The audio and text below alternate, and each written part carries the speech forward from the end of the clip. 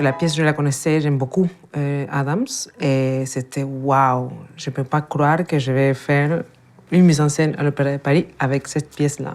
Il faut dire que tu as travaillé depuis assez longtemps à l'Opéra déjà, oui. Mais tu n'avais jamais signé ta propre mise en scène. Du coup, il y avait une relation qui existait avec la maison.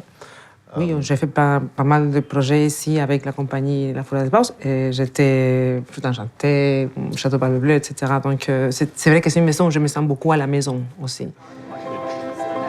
Le casting s'est beaucoup fait avec John Adams lui-même. Il était très investi parce qu'il a beaucoup dirigé l'œuvre lui-même. L'œuvre a été beaucoup donnée un peu partout au monde depuis sa création en 87. Du coup, il y avait plein de références, mais on voulait aussi quelques nouveaux. Pas seulement des confirmés. Je pense qu'à la fin, on a pour la plupart des nouveaux, des gens qui n'ont jamais chanté leur rôle. C'est une prise de rôle pour une bonne partie du cast, en fait. Oui. Y compris pour René Fleming et Thomas Simpson en couple présidentiel, oui. Si je peux me permettre, la seule chose que je me souviens, c'est qu'Alexandre, à un moment donné, est venu me dire « Je crois qu'on va voir Fleming pour Pat Nixon ». Et j'étais « Waouh !» Ça me souvient de ces jours-là. Voilà, c'était « Waouh !» Exactly. And she's close friend. John Adams tenait à que les figures chinoises soient chantées par des gens qui soient d'origine asiatique, au moins, sinon chinoise. Et ça donne aussi une couleur de vrai, parce que le couple américain est américain, les castings chinois est presque tout ou chinois ou Chinese American. Donc ça donne une vérité qui est très intéressante. Ou coréen. Ou coréenne.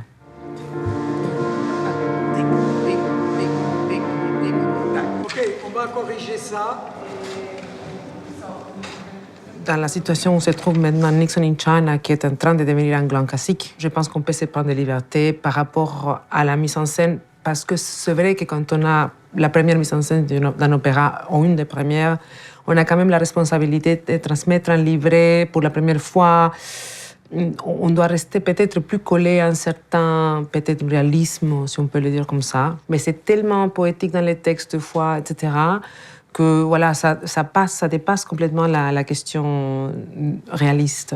Si on peut parler de surréalisme dans la mise en scène, c'est peut-être vrai, pourquoi pas. J'aime bien plus les mots. Je trouve qu'on n'a pas un avion, on n'a pas un aéroport, et on pense au monde d'une façon imagée, presque.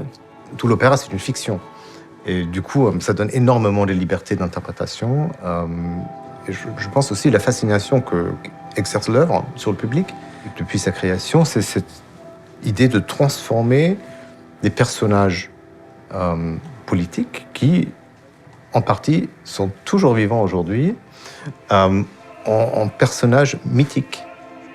Et de créer ce genre de mythologie moderne, aussi une mythologie non européenne, ce qui pour nous, dans le répertoire lyrique, est très rare. On travaille toujours sur Médée, sur Electre, sur voilà. Là, d'ajouter quelque chose de complètement différent, ça fait une grande partie pour moi la fascination de l'œuvre. C'est intéressant aussi de les penser comme mythologie, aussi dans ce sens que c'est deux visions du monde qui se retrouvent, non? C'est vraiment deux manières de regarder la réalité, finalement, ou d'envisager le monde, plutôt, non? Et c'est ça, plutôt, qui est intéressant aussi de remarquer, et c'est vers là que la mise en scène va.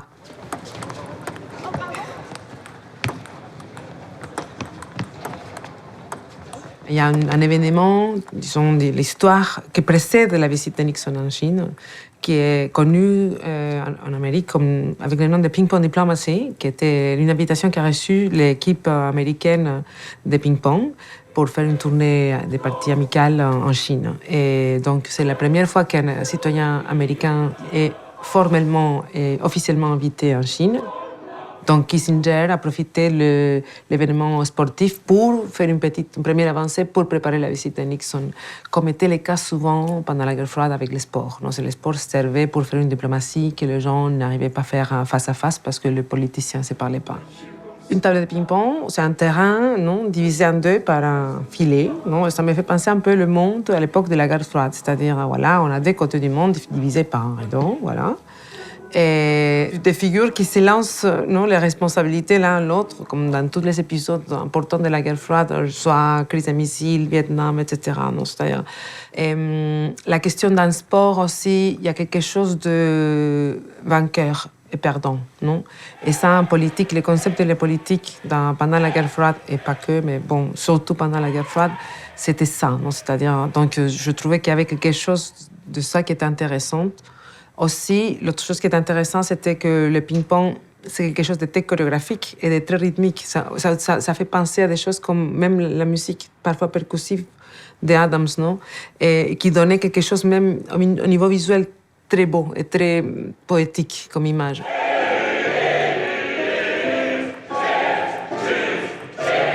Ce qui reste le plus important, c'est de présenter des propositions artistiques très fortes, auxquelles le public peut réagir. Il y a un lien qui s'établit par l'émotion. Et c'est ce qu'on recherche dans les œuvres. Il y a une émotion folle qui se dégage de cette partition. Assez inattendue aussi, un peu brisée, cette idée de musique contemporaine qui, pour le public non initié, est difficile à comprendre, difficile à habiter, si vous voulez, parce qu'il n'y a pas de séduction musicale, disons, par rapport à Puccini. Il y a des éléments incroyables dans cette partition, qui est une partition très wagnérienne, par d'autres moyens. Il y a aussi ce moment incroyable dans le deuxième acte, où tout à coup, on se trouve dans un impromptu de Schubert.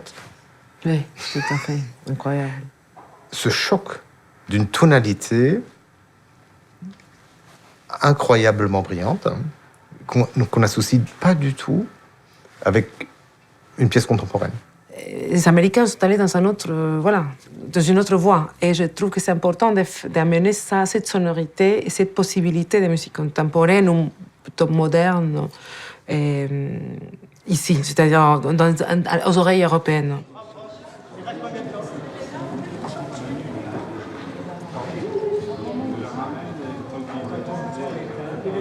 Dans le domaine du spectacle vivant, on a besoin des artistes d'aujourd'hui de nous livrer leur lecture des œuvres. Et c'est pas seulement les metteurs en scène, c'est les musiciens et les chanteurs, tout le monde.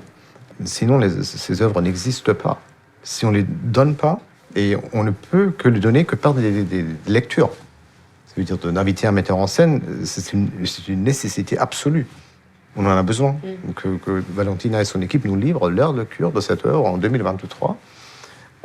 Et elle est par défaut différente, cette lecture, que la lecture de Peter Sellers à la création.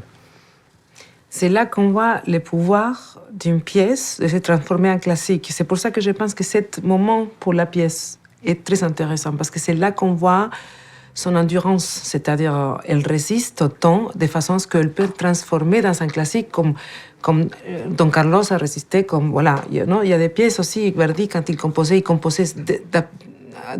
on est dans sa réalité, non? C'est-à-dire un homme très politique lui-même.